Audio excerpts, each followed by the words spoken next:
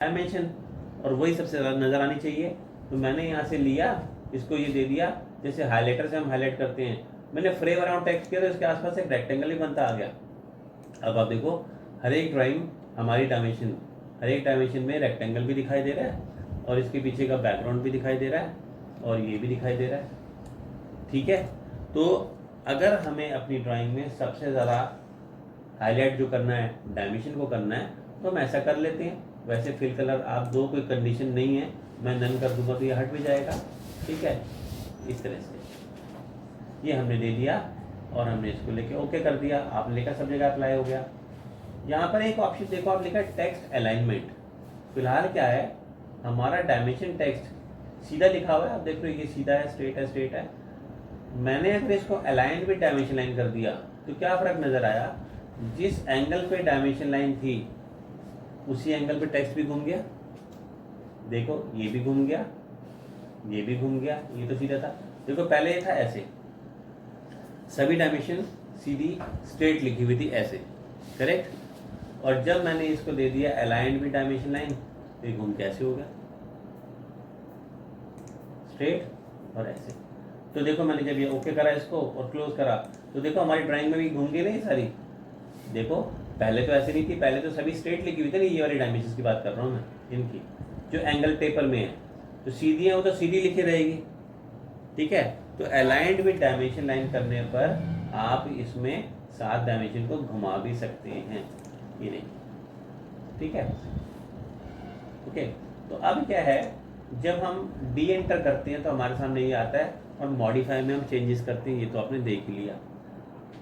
अगर मुझे अपना नया स्टाइल बनाना हो, ठीक है, मुझे अपना नया स्टाइल बनाना हो, मैंने खैर इसमें जाके क्या किया कि ये फ्रेम मैंने हटा दिया, इसमें से मैंने यहाँ से फ्रेम हटा दिया इसका, और ठीक है हमने वापस वैसे कर दिया। अब हम क्या करने जा रहे हैं, जब आप किसी प्रोजेक्ट पे काम करते हैं, देखो मैं आपके सामने एक एग्जिस्टिंग प्रोजेक्ट की फाइल खोलता हूँ। ये जब आप किसी प्रोजेक्ट पे काम करते हैं तो कई तरह की डायमेंशन हमें लगानी पड़ती है। जैसे देखो आप ये डायमेंशन लगाई हुई है, कहीं किसी तरह की डायमेंशन है, कहीं पे किसी तरह की डायमेंशन है। तो हमें अपने अलग अलग स्टाइल्स क्रिएट करने पड़ते हैं। ठीक है, हमें अलग अलग स्टाइल्स क्रिएट करने पड़ते हैं। जैसे कि अगर आप देखो तो यहाँ पर भी हमारे स्टाइल बने पड़े हैं। यहाँ पे देखो ये स्टैंडर्ड अलग तरीके से दिखाई दे रहा है, इसमें कलर नहीं है डायमेंशन में। इसमें आप देख रहे हो तो कलर दिखाई दे रहा है, येलो कलर दिखाई दे रहा है। इसमें देख रहे हो तो ये अलग है, इसमें देख रहे हो तो अलग। तो मतलब जब हम काम करते हैं तो हमें कई तरह के सेटिंग्स के साथ काम करना पड़ सकता है। फॉर एग्जाम्पल जैसे इसमें कलर था ब्लू रेड, इसका टेक्स्ट का, मुझे कलर बदलने थे, मैंने डी एंटर करा। हम एक नया स्टाइल बना रहे हैं अपना। पहले हमें जो पहले से स्टाइल मिला था वो तो स्टैंडर्ड जिस पे हमने अब तक काम किया है। अब हम अपना नया स्टाइल बनाने जा रहे हैं। मैंने न्यू पे क्लिक करा, हमने नए स्टाइल का एक नाम दे दिया और कंटिन्यू कर दिया। नया स्टाइल हमारे पास आ गया ये। अब इस नए स्टाइल में मैंने कुछ अपने हिसाब से बदलाव कर दिए।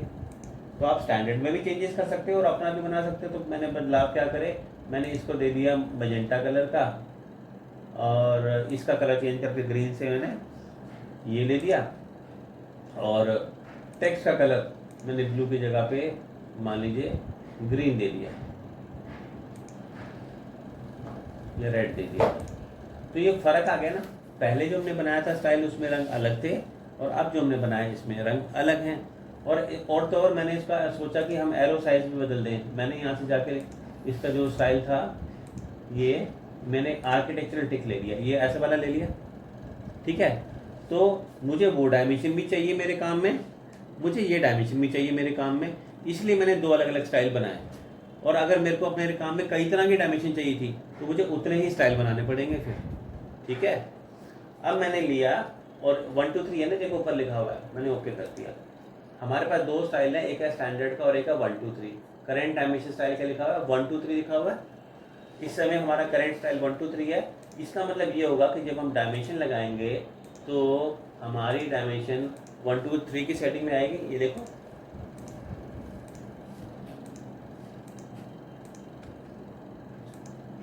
देख रहे हैं आप, हमने जो 1 2 3 की सेटिंग की थी उसी के हिसाब से आ रहा है ना। ये जो करंट स्टाइल है आप यहाँ से बदल सकते हो। हमने ऊपर पे क्लिक किया यहाँ से मैंने स्टैंडर्ड ले लिया। स्टैंडर्ड लेने के बाद जब आप डायमेंशन लगा रहे हो तो देखो डायमेंशन कैसे आ रही है, पहले वाले स्टाइल में, और जब मैंने इसको बदल के करंट को बदल के 1 2 3 कर दिया तो अब जो डायमेंशन आ रही है वो आ रही है दूसरे वाले स्टाइल में। ये देखो आपने अगर ऐसे 10 20 50 बनाए होंगे तो उसी हिसाब से काम करेगा ये। तो हम यहाँ से भी करंट को चेंज कर सकते हैं और करंट आप यहाँ से भी चेंज कर सकते हो। मैंने अभी 1 2 3 देखो करंट है, मैंने स्टैंडर्ड सेलेक्ट करा और इसको सेट करंट कर दिया तो ये करंट हो गया। ठीक है, किसी को भी आप बदल सकते हो। तो आपने सेट करंट सीख लिया, न्यू सीख लिया, मॉडिफाई सीख लिया। कंपेयर की बात करते हैं। कंपेयर में क्या है, अगर मैं इन दोनों के बीच का फ़र्क जानना चाहता हूँ तो हमने क्या किया, कंपेयर पर क्लिक किया। आपने यहाँ से लिया स्टैंडर्ड को किससे कंपेयर करना है, हमने कहा 1 2 3 से कंपेयर करना है। उसने आपको बताया इसमें 4 डिफरेंस हैं। क्या क्या डिफरेंस है, इसमें आर्किटेक्चरल टिक है, उसमें ओपन है, इसमें ये रेड है, इसमें ये कलर है, इसमें ये कलर है। उसने आपको चारों फ़र्क सामने बता दिए।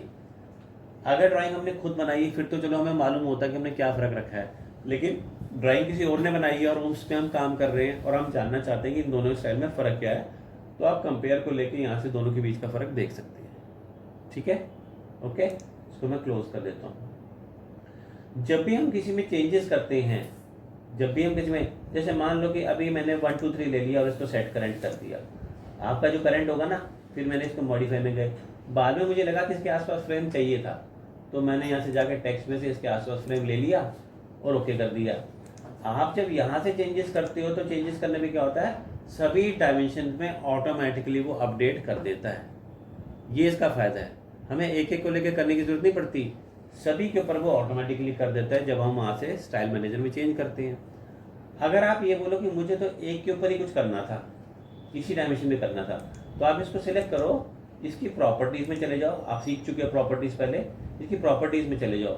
इसकी प्रॉपर्टीज़ में जब आप गए तो ये सारी चीज़ें दिखा रहा है। ये देखो, अगर आप कहते हो मेरे को सिर्फ इसका कलर चेंज करना है तो बदल दो आप इसका कलर। मैंने यहाँ से इसका कलर येलो कर दिया तो देखो अकेले इसी का कलर येलो हो गया, है ना।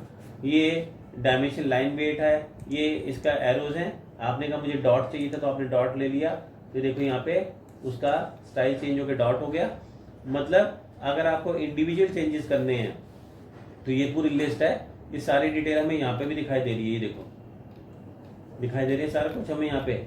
हमें जो चेंजेस करने थे हम यहाँ से भी चेंजेस कर सकते हैं। ये देखिए लाइन टाइप, ये रही इसकी डायमेंशन की लाइन टाइप चेंज करनी थी तो यहाँ से जाके आप लाइन टाइप को चेंज कर सकते हो। जो हम चाहें करना वो यहाँ से बदल सकते हैं। ये देखो मैंने यहाँ से इसकी ये लाइन वेट है, इसके लाइन वेट को मैंने बढ़ा के ये कर दिया। अच्छा, लाइन वेट कब दिखाई देगा, जब यहाँ से LWT ऑन होगा तो दिखाई देगा। तो जब हमें सब पे करना है तो आप वहाँ पे जाओ और वहाँ से स्टाइल मैनेजर चेंज करो। स्टाइल मैनेजर में जाके मॉडिफाई करके ओके कर दो तो सबके ऊपर चेंजेस कर देगा, जो पहले से बनी हुई है उनके ऊपर भी और जो हम आगे बनाएंगे उनके ऊपर भी।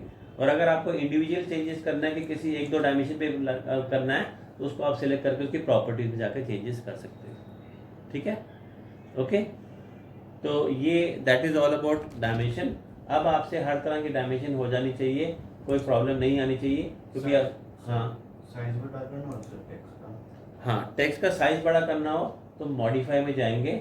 देखिए मैंने यहाँ से क्या किया, स्टैंडर्ड को सिलेक्ट कर लिया, सॉरी यहाँ से आ जाते हैं वापस। ठीक कुछ आपने, मैं स्टाइल इसका साइज़ बताना भूल गया था आपको। देखिए मैंने यहाँ से 1 2 3 को लिया, ये चलो स्टैंडर्ड को ले लिया, सेट करंट करा, करंट हमारा स्टैंडर्ड बन गया। यहाँ पर आप देखो कि टेक्स्ट में लिखा है टेक्स्ट हाइट। कई बार ऐसा होता है कि हमारी ड्राइंग में टेक्स्ट पढ़ा नहीं जाता, बहुत छोटा दिखाई देता है। तो आपने क्या करना है, ये हाइट है 0.18 लिखी हुई थी, मैंने इसको चेंज करके 0.25 कर दिया। वैसे तो आपको प्रीव्यू में इसका असर दिखाई देगा, ये देखो बड़े बड़े हो गए। आप ओके करो, क्लोज करो, हर जगह पे देखो ये 0.25 के हिसाब से आगे साइज बढ़ गया। डायमेंशन का देखो ना, पहले साइज इतना था 0.18 में और अब साइज इतना है, बढ़ा दिया ना हमने। तो आपको कभी भी ऐसा लगे कि आपकी डायमेंशन पढ़ी नहीं जा रही तो आप यहाँ से जाओ, टेक्स्ट में जाओ, यहाँ से साइज़ को बदल दो। मैंने साइज़ को 0.35 कर दिया, ओके कर दिया, क्लोज कर दिया, देखो और बड़ा हो गया। इसी तरह से छोटा भी किया जा सकता है। तो ये चीज़ तो आपको ज़रूरत पड़ेगी इसकी तो आपको काम में, कि अक्सर हमें साइज़ को छोटा बड़ा करना पड़ता है। देखो ये देखिए पहले इतना साइज़ था, ये देखो अभी सेम टू सेम है ना। मैंने फिर 0.25 किया था, फिर मैंने 0.35 किया था, उसको बढ़ा दिया था। तो अब आप जो ड्राइंग में डायमेंशन लगाएंगे उस पर आपका पूरा कंट्रोल होगा, आप जैसा चाहो डायमेंशन को अपने हिसाब से वैसा लगा सकते हो। तो जो भी ड्राइंग आप अब तक बना चुके हो उन सभी ड्राइंग से अब आपने प्रॉपर डायमेंशनिंग करनी है, जैसे इसमें आप देख रहे हो।